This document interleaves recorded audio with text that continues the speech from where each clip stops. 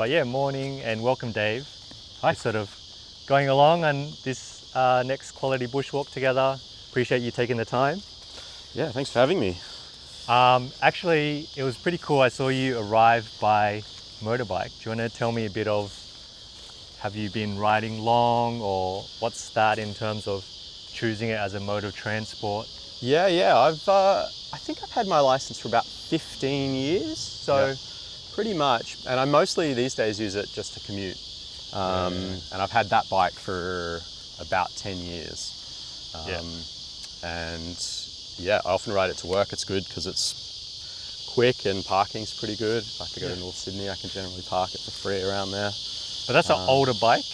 It's a Deus built bike. So it's a custom, it was a Japanese import. I didn't buy it from Deus, someone had them make it. Yeah. And then back when they made more bikes than t-shirts, nowadays it's all the clothing brand. But they started out as custom motorbikes, and I bought it off someone, and I've had it a long time. But it's had a hard life because we don't have a garage, so it lives outside. And it's a bit temperamental. It's kickstart only.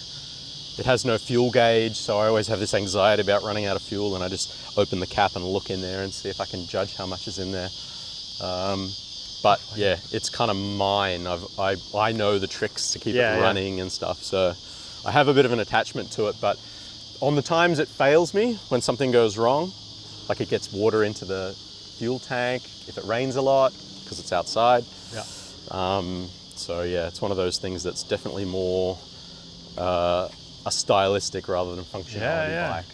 But that's great. Like with things like that, my mind was going to, is it a bit like people that stick to, analog photography cameras, that, you sort of create this like dynamic relationship, like knowing your piece of equipment, but it's an extension of you. So it's like, like they know how to load it, and like reading the light meter and da-da-da and all that stuff. Yeah. Choosing it that way, it's like, I imagine the fun of it is some of the constraints or some of these. Yeah, there's that side to it, and an aesthetic quality as well to it, compared to a modern stock bike.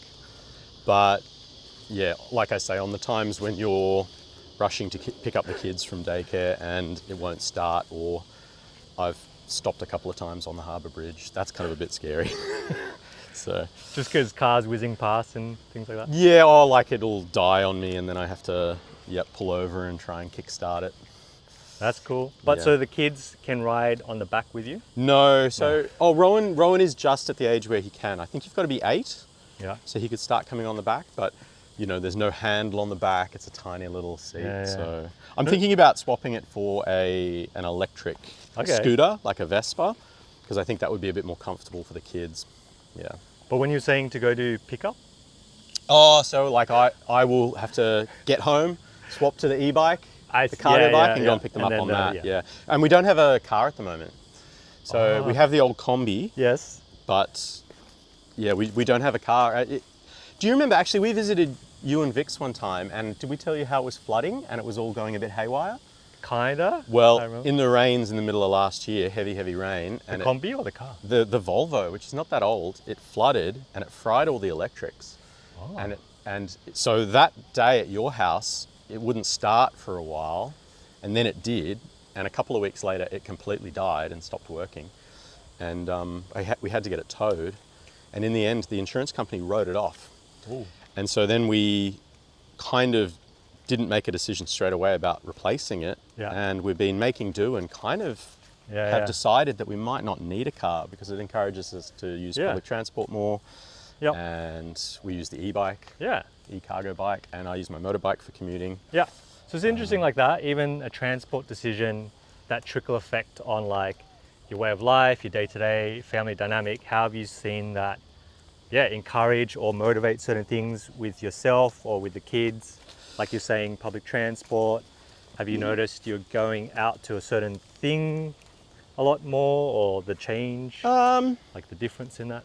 It's mainly, look, we're probably just trying to make little decisions about our lifestyle that are good for the environment. And Claire does, she volunteers for Parents for Climate Action in the East. Yeah. So we're kind of Yeah, it's one of those things where small changes in your life, and yeah, a lot of people around our area are getting those e-cargo bikes. They're great for the school run. Yeah. Maybe not to replace the whole car like we've Yeah. done, but certainly for a second car. If a lot of people considering it, if they need Yeah, a second yeah. car, it means It's a yeah, good go-to. you, Like, you roll right up to the school gate. You know, Oh. there's no parking around school. Yeah. You're not waiting in a line of traffic. yeah, The kids love it. yeah. Oh, 100%. At school drop-off, like every couple of weeks, like there's literally the parking inspectors show up. Oh, and yeah. they're just like waiting to like rake it in, and you're like, you feel bad. You're just like trying to look out for other parents, and you're like, oh man, this is not pleasant. You know, it's like already your morning's probably like so hectic in like getting to that point, and the last thing any parent needs is like a ticket for just trying to get their kid in on time. Yeah, I remember that like traffic and parking anxiety over like, oh, I've overstayed the parking time. Just this another layer of anxiety over over your life. So, And it often ends up as like the tipping point, which is like never fun. yes, exactly. Yeah. But yeah, on the bike thing, I very much, since moving back to Sydney, have been really enjoying jumping on just a push bike again. Yep. Because my older boy, Asko, he rides with me. My younger one is on the back of the bike. And yeah, we just get around and, you know, we can zip about. It was very different because we lived 5 years in Byron, and that was like, you had to drive Had to everywhere. drive, we yeah. needed a second car. Yep. And like, sometimes we needed a second car just to like meet up on a weekend logistic, because we had different things between my wife and I in the morning. But just because of that, we had to drive to 2 different places and then meet in one spot, and then maybe park the car there, and then we all jump in the one car and then Yep. go somewhere else. So E-bike, it's certainly when you can put the kids on it, and there'll come a stage where the kids will be too big for it, and then we'll have to rethink it. And the more sports activities and things like that you do, you know, yeah, the harder it gets. But for now, it's working well for us. nice. And because tell me, like I like the use of the biking in that, especially with my older boy at the moment. I feel like a skill like navigating and getting around is pretty important. Like as a kid, I remember I would just ride around the suburb and I'd just explore, and it kind of gave me a sense of adventure. And I think, you know, with kids these days already, they're probably battling so much like technology stuff to like, you know, screen time and all of that. I think just for them to like have a bike and zip around, and when he's old enough, I'm like, yeah, you go do your thing. I'm comfortable with that. Yeah. You know, Totally. I'm totally for that. So. And I think we live in a pretty busy area, so there's limited scope for that. But even at the moment, we've got a rear laneway, and the kids kind of can ride their bikes up and down that and do the block. Yeah. But yeah, it's an interesting thing about the independence that having a bike and being able to get around Yeah. is, I think that's important for kids. And I remember seeing a thing about how increased traffic, busier roads, and also sort of less corner shops and more big shopping centres. You know, the local milk bar that kids used to go to buy their snacks or whatever, that they were allowed to go off and do it independently. It's probably less common these days.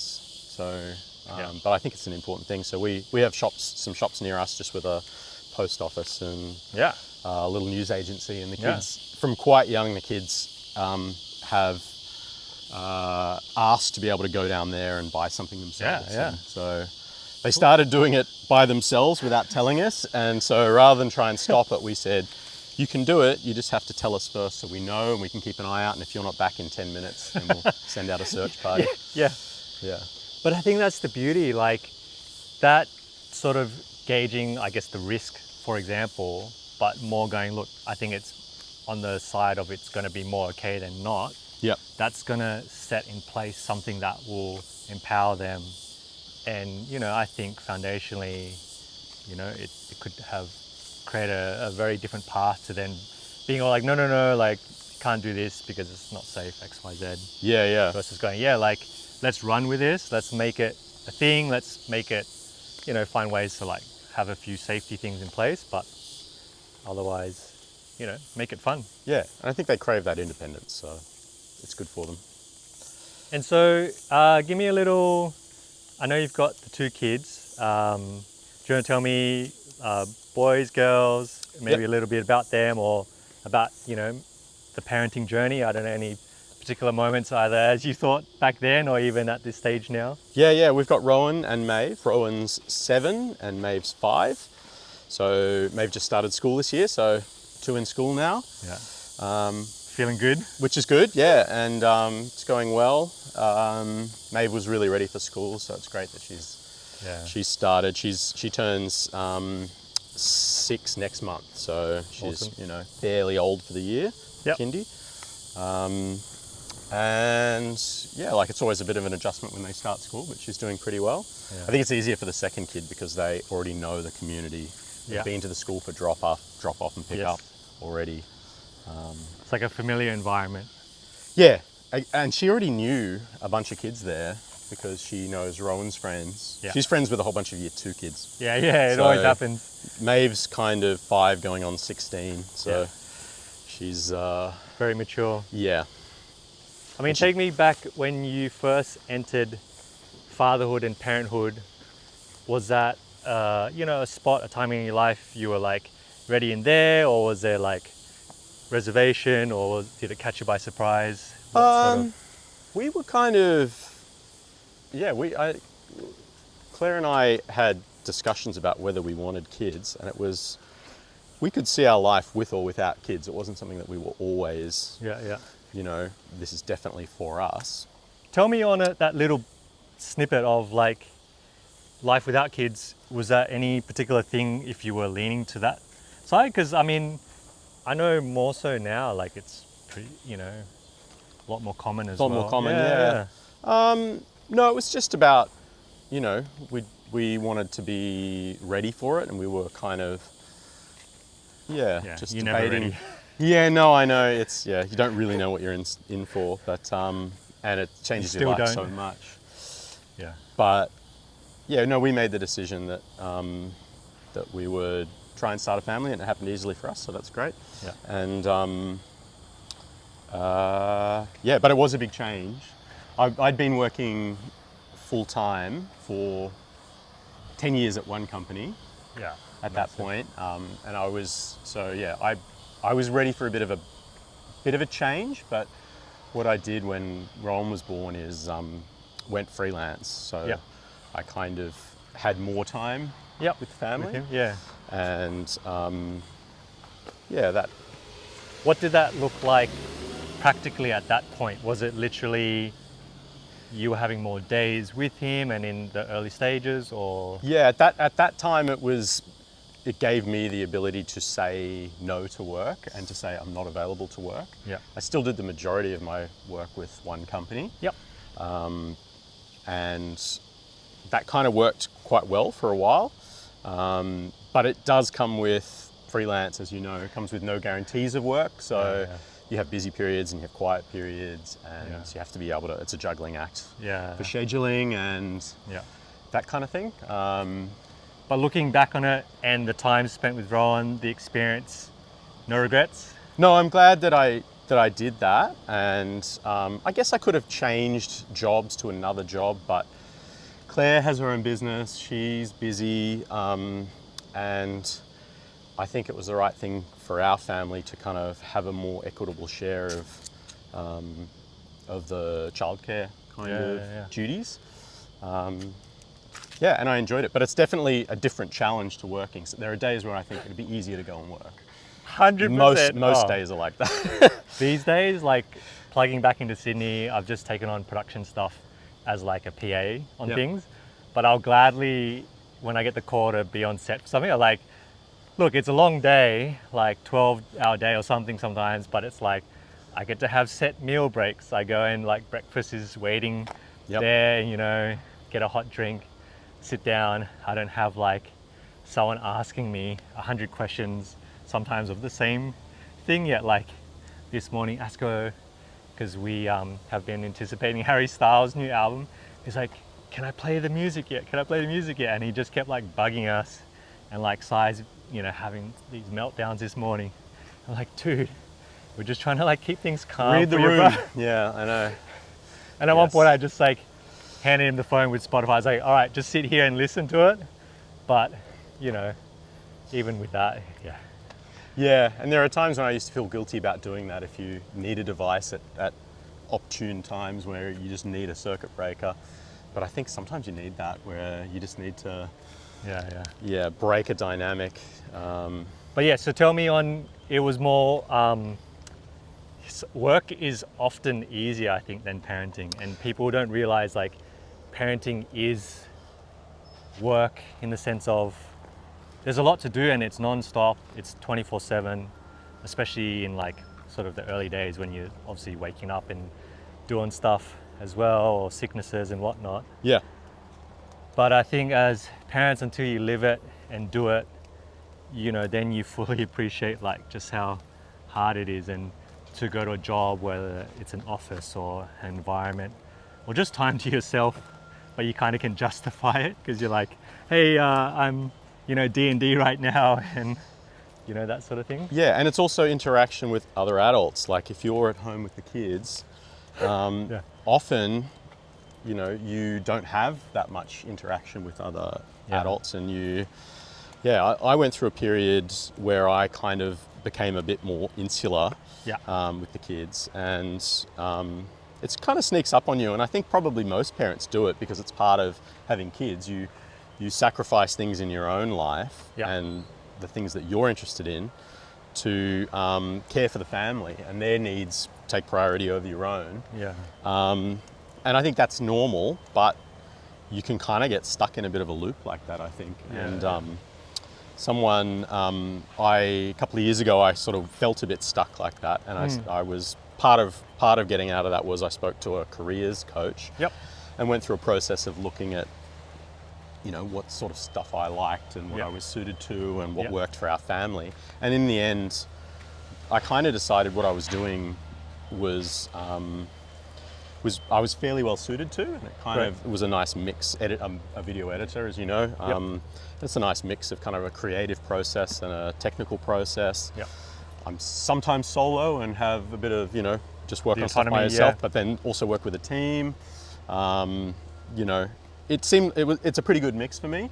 There's challenges with being freelance, with lining up work. Sometimes you have too much work at the same time, and you've got to say no to things, or if you say no too many times, you don't get calls back from that client anymore. So there are challenges like that. But anyway, I got a little sidetracked with. But tell me then, on that process of seeking some external guidance or this career coach person, it sort of sounds like you kind of came a bit full circle to appreciating what you already have and do, versus like, because sometimes like maybe if you're in it, you're open and you were like, I'm going to come out the other side and I'm going to be like, oh, I'm going to try a totally different career, or like things would just 180. Like, did you ever have obviously that playing out? Or Well, that's what I got to, is that I don't feel like there was I studied microbrewing for a while, and I thought about that.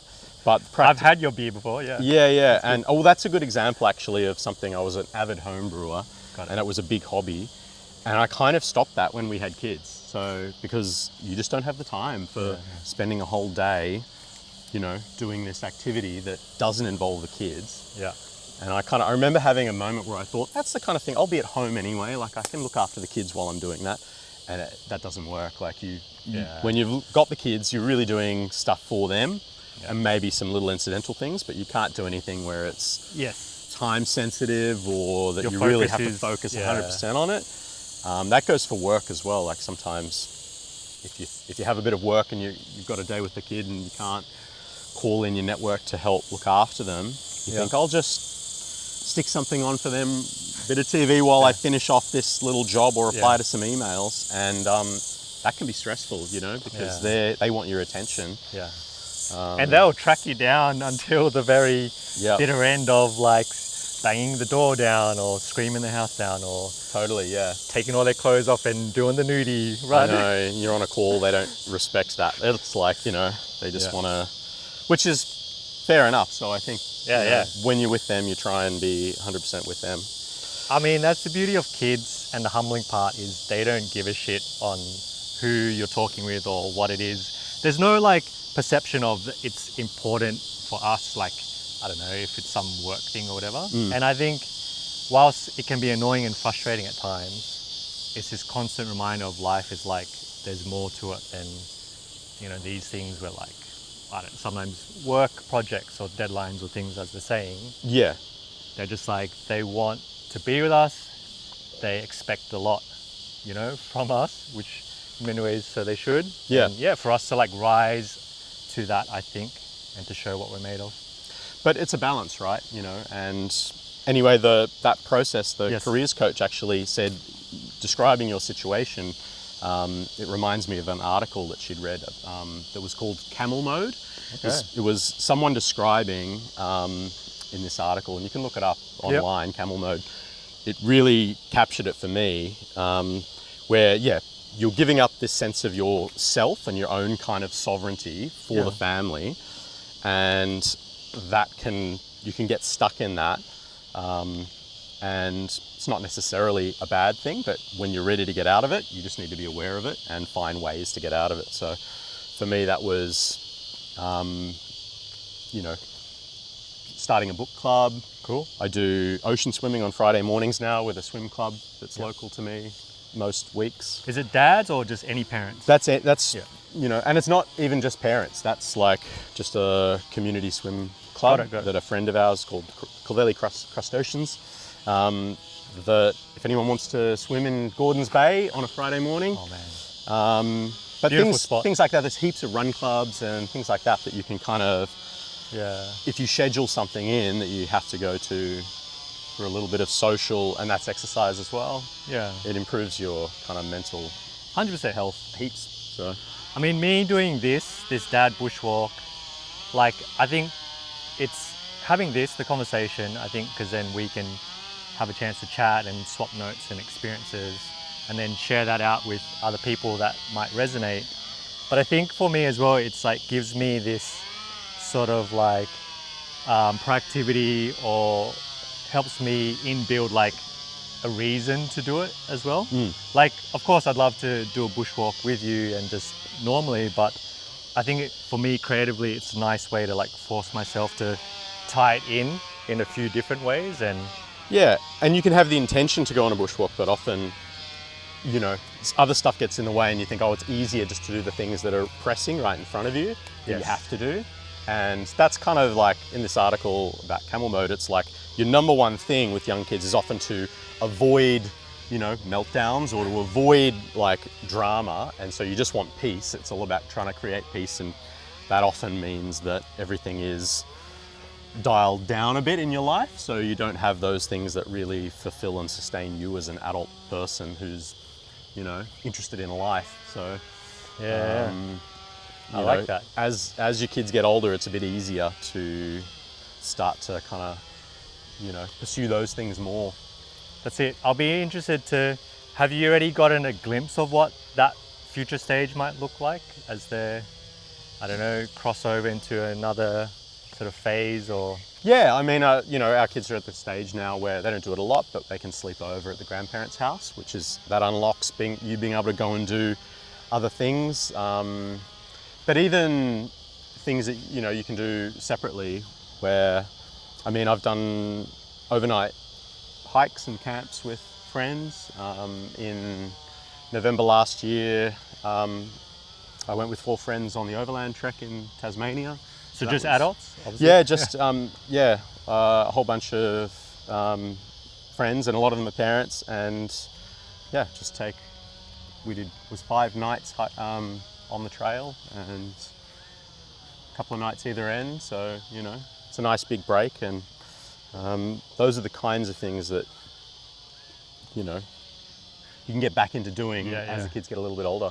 And I imagine a different appreciation, because sometimes it's like, as a parent, you're in the thick of it, then there's this longing for like what you think you miss, but then you do it and you kind of like, actually, I'm cool. Like, actually, I probably didn't miss that thing as much as I, you know, thought. Like certain solo adventures or kid-free things, but then with these hikes, how has that sort of changed, or the layer has shifted? Yeah, I mean, and we've done hiking with the kids too. We did a 3-day hike with the kids a couple of years ago with a bunch of families down in Murrumarang National Park on the south coast. Yeah. And they loved it, but it's a different dynamic. You know, you have to motivate the kids a lot to walk, and yeah, it's great, but it's also fun to do solo things where you're not worrying about kids. I hear ya. No, like my brain was going to like, even sometimes I'm like, oh, I'd love to like get to the cinema and see a movie. And sometimes I go and it's like a 2-hour-long movie or something duration. One time I'm like, man, this is past my bedtime, you know, or something. And I'm like, I'm really pushing it here. Do you do that though? Do you and Vix kind of swap and, you know, have nights where you can go out and do things? 100%, 100%.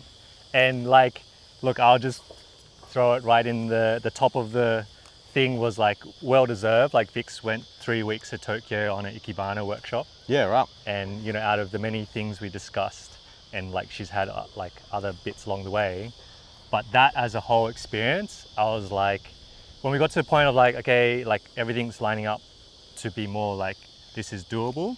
I was like, all right, let's really like lean into making this the best time and experience for you. So you're 100% in it, immersed, you know, you're loving it.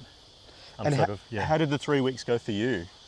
Yeah, it was good. It was a bit of punish in certain ways. Like I hit my own stride and groove, and I think, as most parents know, often when you are separate, you can also do streamline things as well. Yeah. And you know, it was obviously in a very dad mode of like, I think I have the luxury of being like, just tuck them into bed and step out, versus like Vix has to like stay with our younger because he's like super mum attached. Yep. So totally different, and that's why even we've been talking between her and I, like it's so hard if we're both together. Like if the same things I could do 3 weeks solo parenting, cook and feed them and play and hang out and do all of that, it's like I can't even hand my younger son his drink bottle and give him water when he says he's thirsty, because he'll shove it back at me and says, nah, mum, do it. Yep. I totally, 100% that resonates with me. You know, it's mum if she's an option, but if she's not there, you're fine. Like, Someone tell us, why is that the case? But I think that's a nice dynamic to give the kids that opportunity to see like, oh, okay, it's okay hanging out with just dad, you know? And totally, I agree that often it's easier if you're solo parenting, because I think it's the expectation that I'm just going to be on the kids 100%. So you're not trying to do other things. You play in your own time. You're not kind of expecting your partner to do other things, or you're not juggling things. It's like, no, I'm on it. So you just plan it and focus on it. And sometimes it's easier. Yeah, it's good. We'll touch on it more, but I think it's wonderful when you're at a point as parents, you can take turns and swap, and either you do the solo things yourself, or you know, we often have split it up where it's like we'll take one kid each and do it like that as well. Yeah, that nice really too. helps. Yeah. But yeah, it's fun doing the combination, because you get different results out of it in terms of the experience and the memories. So I'm curious still, I mean, in many ways you're answering it, like the career coach that you saw, like coming from that, did you find it completely invaluable to go, this is affirming something that, I don't know, you might set out the next 5 or 10 years of your life and like make a plan around that? Or Yeah, I haven't planned it in that much detail, but what it did do is motivate me to, you know, gave me a bit of confidence to go out and reach out to new clients or people I'd worked with previously, and you know, I've started working with some other people since then, which can be enough to make you feel a bit more engaged. And yeah, I guess I went through a little bit of that period where you have a little bit of self-doubt about things, and you're like confident reaching out to people, you know, rustle up new clients and that kind of thing. yeah, But you know, she said, well, look at the track record of, you've been working with the same clients for a long time. That wouldn't happen if you weren't good at what you do. And so you think, yep, objectively, if you have a bit of confidence to pursue new leads, and yeah, I found that a useful experience. Yeah, I bet. Well, describe for me, just maybe for anyone that might not know as much. So you film and video edit on projects. Maybe, you know, share a little bit of like what's that involved, how was it back then to maybe how it is now?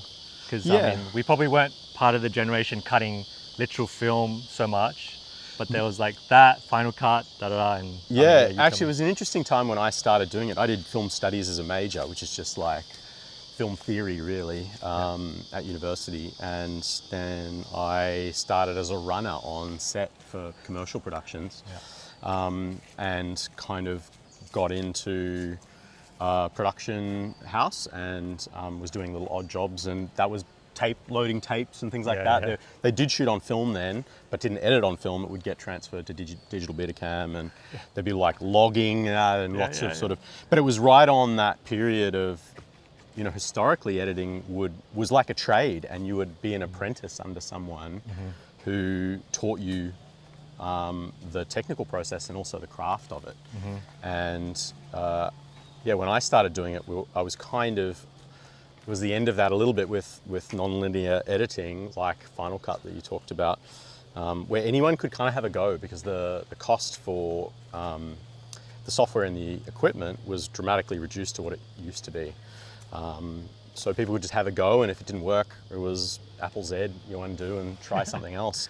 So yeah, I kind of learnt a lot on the job, just what works and what doesn't.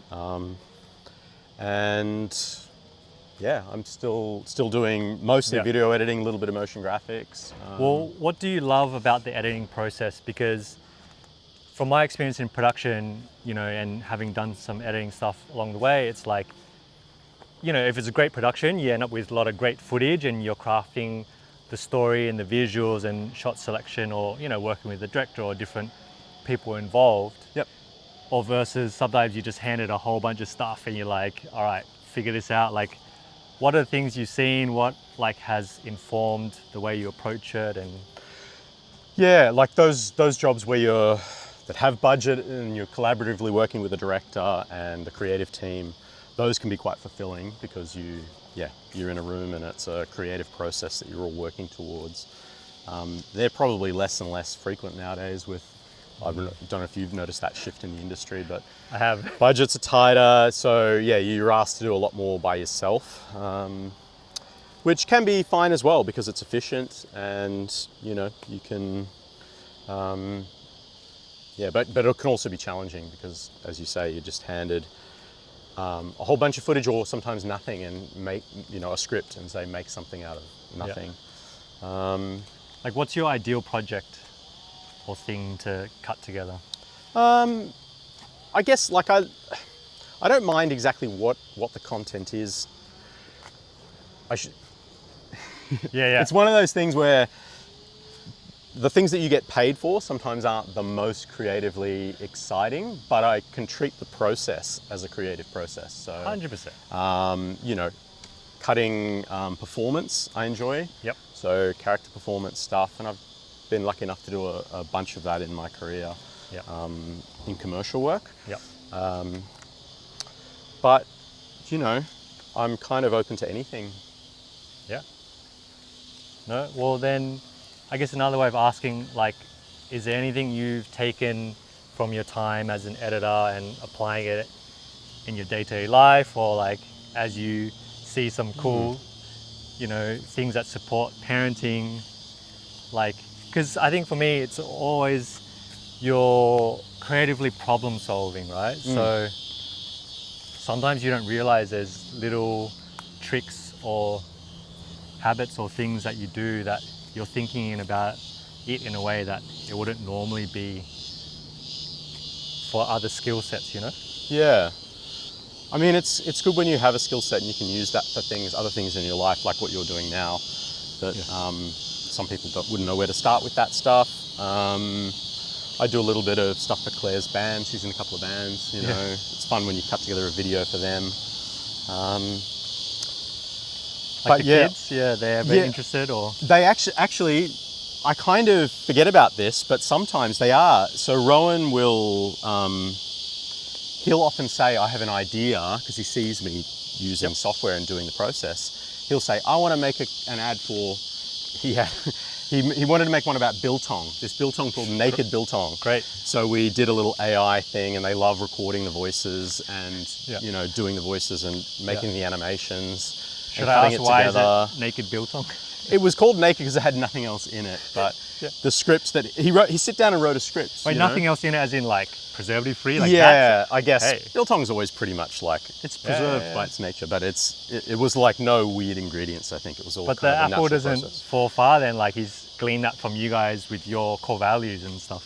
Yeah, totally. We'd seen that process, and he got quite into this guy on social media who does tinned fish reviews. Oh yeah. Which is very niche. Yeah, And I could- this yeah. guy opens, you know, he'll say this is a particular can of tinned fish that I got. Yeah. And he'll open it and describe it and review it. Yeah, And he has a yeah. lot of catchphrases, let us decant the tin.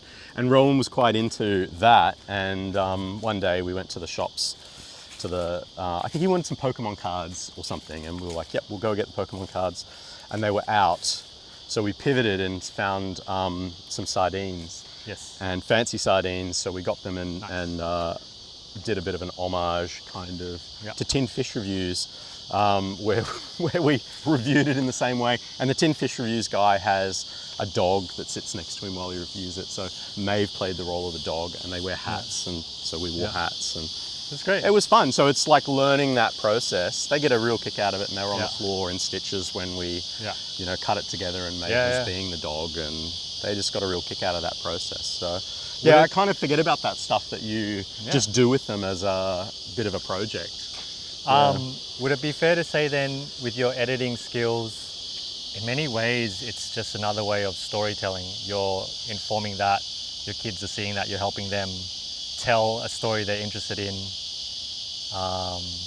And I mean, again, I think supporting that kind of interest for kids, it's kind of more to continually allow them to have like open-ended ways of like navigating life really and expressing themselves. Expressing themselves is totally, yeah, you're demonstrating a way to do that. And the more they read and they're interested in films and that storytelling side, yeah, for sure, to see it demonstrated. Maeve's really creative with dance. She's right into dance and music. She'll write songs. And yeah, I'm not a performer like that, but Claire is, so she sees that modeled. And I think that's great to demonstrate whatever your skill set is for creative expression. And they can sort of see different options and pursue things that suit them. I think, you know, we'll never get tired of creativity and performance and art and things that we can engage in. And, you know, I think as adults, I'm practicing it's never too late to like experiment and try things again, but very much coming from the example of like seeing my kids, they're like unfiltered and they're, you know, very free and open, and I want to keep championing and supporting them so they can just like go at it and see where life takes them. Totally, yeah. Like you don't want to clamp that creativity or that kind of optimism for possibility that kids naturally have. So that's it. It's naturally there. Like they tap into it. Yeah, but the world will do enough of that, I think. So we've got to encourage them to 100%. pursue it.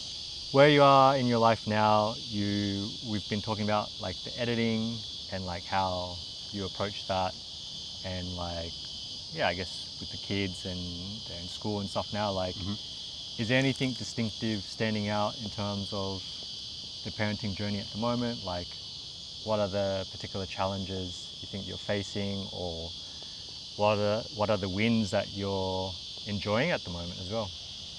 Challenges, I mean, there's always a long list of challenges, and I kind of, sometimes when people say, what are they specifically, you blank them out. I don't know if you do this. It's like a self-preservation thing where you go, Yeah, I've got to forget about that because you've got to move forward. You know, you've got to have a short memory for some things, especially with a neurodivergent child like we have. There are lots of challenges day to day. But I would say the wins are kind of finding ways to, once you understand those challenges, to navigate them in a way that makes the kids feel, I guess, safe and secure, and that they shouldn't be afraid of who they are. And that they're confident as people, going forward, that they have challenges, but there's ways that they can overcome those and those sorts of things. But I will say,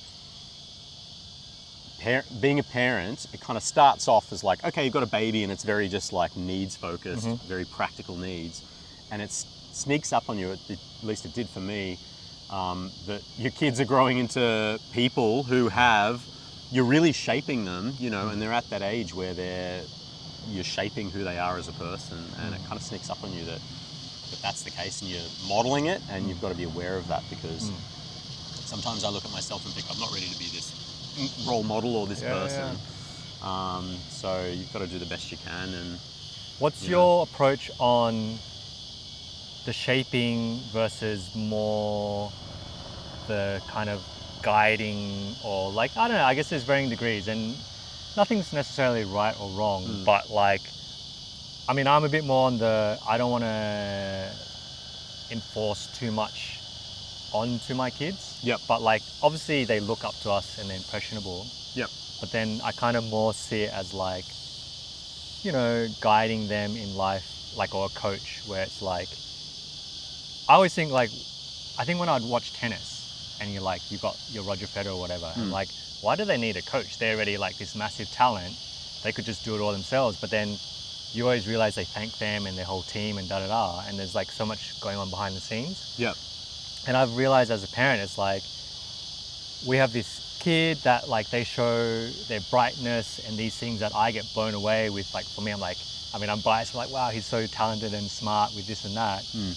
But then I think about like how I could be his coach, of like, just giving him feedback of like, sometimes it's like, hey, it's great, like your multiplication in math and da-da-da, but like, like, think about the numbers in this way, or problem solve in this way, it'll help you along, or it's sometimes practical things, but it's probably more often and more importantly the skills to kind of emotionally deal with things and situations and challenges and all of that stuff. But there's probably no right and wrong way to do things, but I think an awareness of it, and just a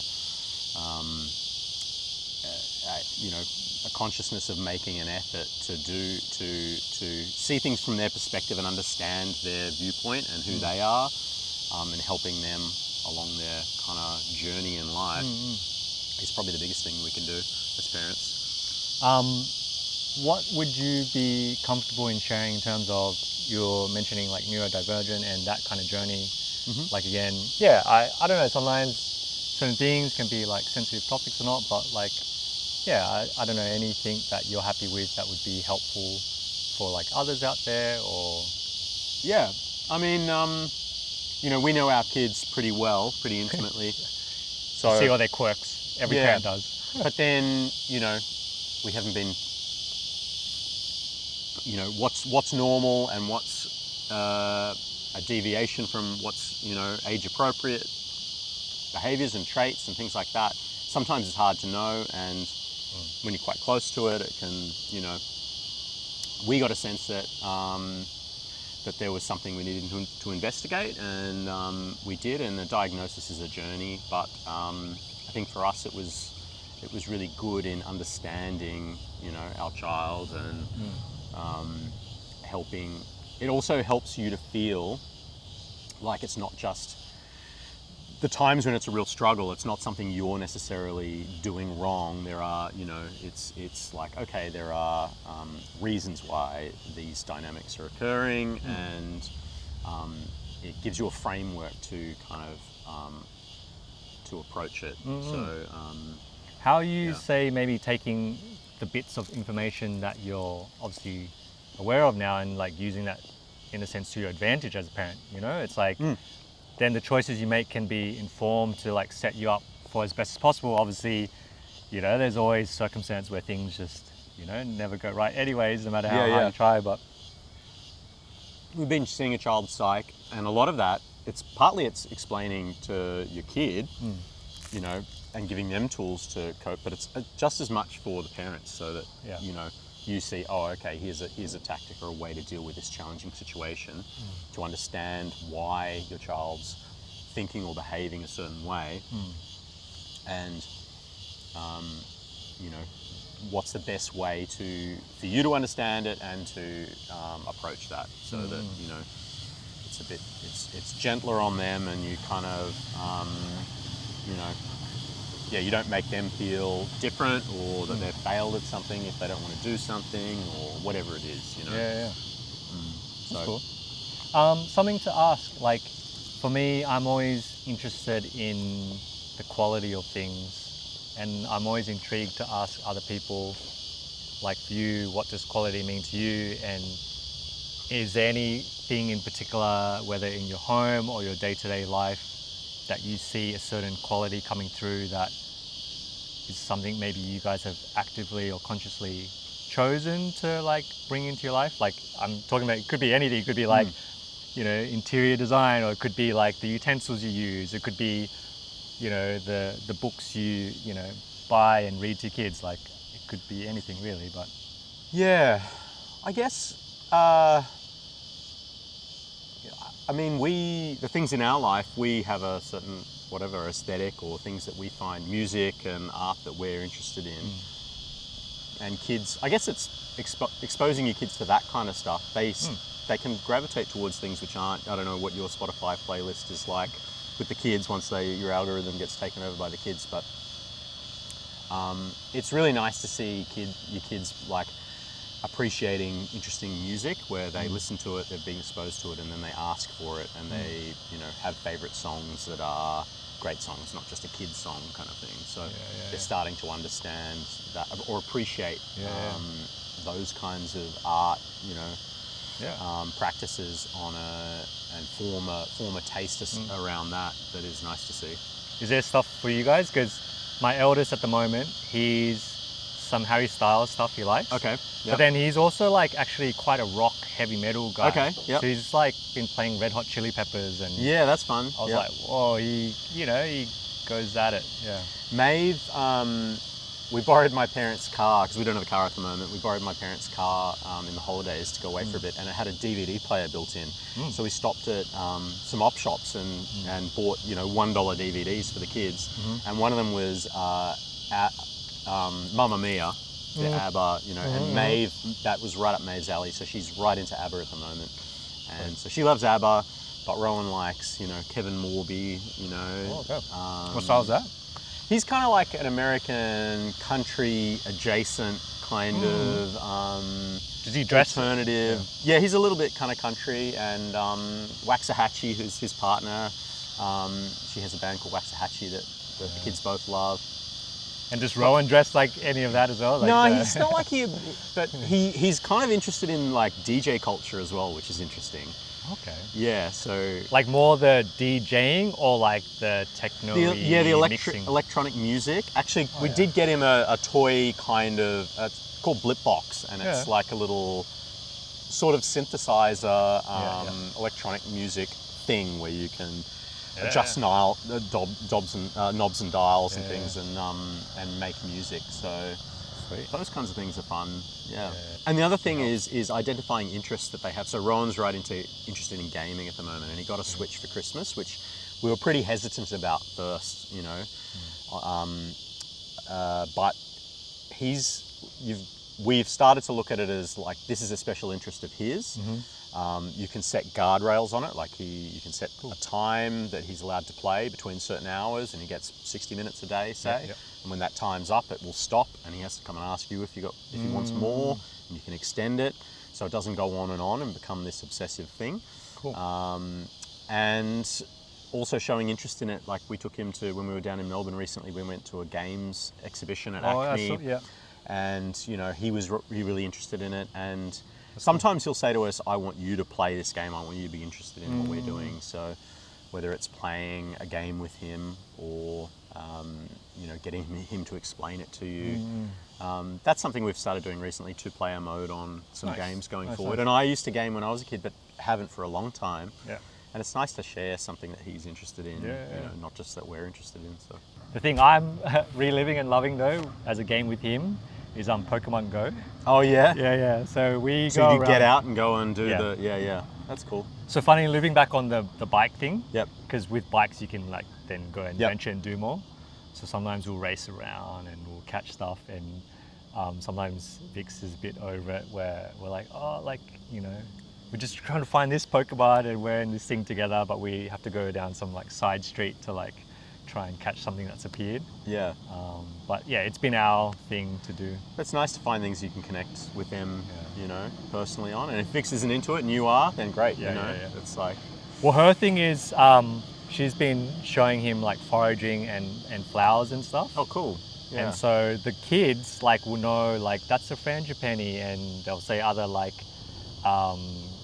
cactus of the night. I don't know, like I'm doing it wrong. Like they know the names of these obscure plant things. That, like I was doing school pickup, walking with Asker, and he's like, Dad, I really want to show you this thing that like Mum pointed out to me. And I was like, oh, okay, cool. And he was telling me how like it only flowers for a certain time. And like, okay, like you're clearly, you know, engaging and getting something out of it. Yeah. Something to, I guess, sort of wrap up our conversation in time on is I